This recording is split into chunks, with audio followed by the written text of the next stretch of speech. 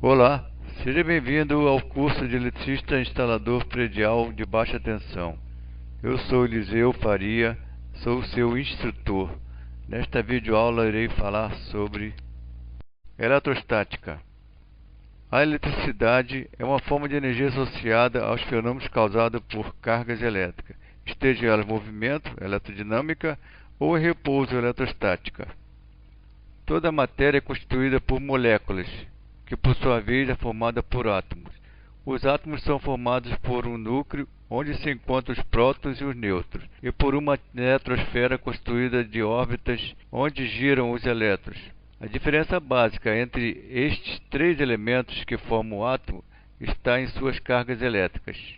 Enquanto o nêutron tem carga neutra, ou seja, não possui carga, o próton tem carga positiva e o elétron tem carga negativa. Todo átomo é, em princípio, eletricamente neutro, uma vez que o número de prótons é igual ao número de elétrons, fazendo com que cada carga positiva anule uma carga negativa e vice-versa. Todos os princípios da eletrostática baseiam-se na lei de Diffie, chamado princípio de atração e repulsão, segundo a qual cargas elétricas de sinais contrários se atraem, enquanto cargas do mesmo sinal se repelem.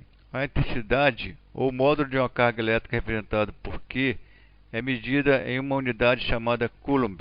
Para que um determinado corpo adquira uma carga elétrica de 1 Coulomb positiva ou negativa, é necessário que se perca ou ganhe, respectivamente, uma quantidade de 6,25 ponto 1018 elétrons, o que nos faz concluir que carga elétrica de um único elétron é de 1,6.10.19 Coulomb.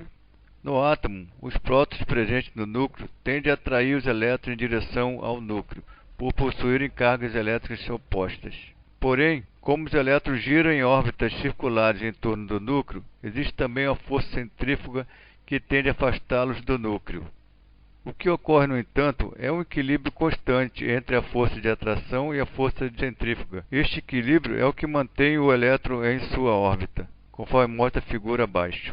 Condutores e isolantes. A distribuição dos elétrons em órbita ao redor do núcleo se dá de acordo com os níveis de energia que cada elétron possui. Quanto mais afastado do núcleo esse elétron estiver, maior é sua energia, porém mais fracamente ligado ao núcleo ele estará. Para o estudo da eletricidade, é interessante conhecer apenas as características da última camada, também chamada camada de valência. É nesta camada que os fenômenos elétricos ocorrem. Nos materiais metálicos, a distribuição de elétrons nas camadas se dá de tal forma que existem poucos elétrons na camada de valência. Estes elétrons possuem ligações fraquíssimas com o núcleo, sendo facilmente retirados de sua órbita por um agente externo, sendo chamados de elétrons livres. A condução elétrica nestes materiais se dá pela movimentação destes elétrons livres entre átomos próximos.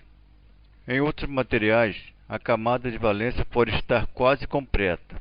Neste caso, a força de ligações entre elétrons com o núcleo do átomo é grande, fazendo com que eles não sejam retirados com facilidade de suas órbitas, ou seja, os elétrons não estão livres. As afirmações acima convergem à conclusão de que materiais que apresentam elétrons livres em suas constituições são bons condutores elétricos, destacando-se nesta categoria os materiais metálicos, enquanto que materiais que não possuem elétrons livres são maus condutores de eletricidade, também chamados isolantes, entre os quais podemos citar o plástico, a borracha, o vidro, o ar, entre outros. Existe ainda uma terceira categoria de materiais chamada materiais semicondutores, cujas características se tornam intermediários entre os condutores e os isolantes, os quais são utilizados na construção de dispositivos eletrônicos, dentre os quais destacam-se o silício e o germânio. Eletrização dos corpos. Pode-se eletrizar um corpo através da retirada ou da inserção de elétrons em suas órbitas. Se forem adicionados elétrons, o corpo ficará eletrizado negativamente, uma vez que possuirá mais elétrons do que prótons. Se por outro lado forem retirados elétrons, o corpo ficará eletrizado positivamente, uma vez que haverá excesso de prótons em relação ao número de elétrons. Os processos básicos de eletrização, ou seja, de se retirar ou adicionar elétrons ao corpo, pode ser por atrito, por contato ou por indução.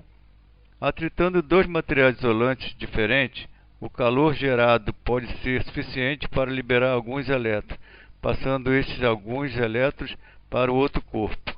Assim, os dois corpos ficarão eletrizados. O corpo que perdeu o elétron ficará com carga positiva, enquanto que o que recebeu ficará com carga negativa. Se um corpo eletrizado negativamente for colocado em contato com outro corpo neutro, haverá uma transferência de elétrons entre esses corpos, do primeiro para o segundo, conforme mostra a figura 2. A transferência de elétrons se dá até que estes corpos se encontrem em equilíbrio eletrostático. Entenda-se por equilíbrio eletrostático não cargas iguais, mas potenciais eletrostáticos iguais, conceito este que será objeto de estudo futuro. Se for aproximado um corpo eletrizado positivamente de um condutor não eletrizado, neutro e isolado, seus elétrons livres serão atraídos para a extremidade mais próxima do corpo positivo, conforme ilustra a figura 3. Desta forma, o corpo neutro ficará com excesso de elétrons em uma extremidade e falta de elétron em outra. Aterrando este átomo, o mesmo atrairá da Terra uma quantidade de elétrons até que a extremidade positiva se neutralize. Ao ser desfeito o aterramento, os elétrons que ingressaram no corpo não terão mais um caminho para retornar à Terra, e o corpo anteriormente neutro ficará com excesso de elétrons, portanto carregado negativamente, conforme mostra a figura 4. E este é o processo conhecido como eletrização por indução.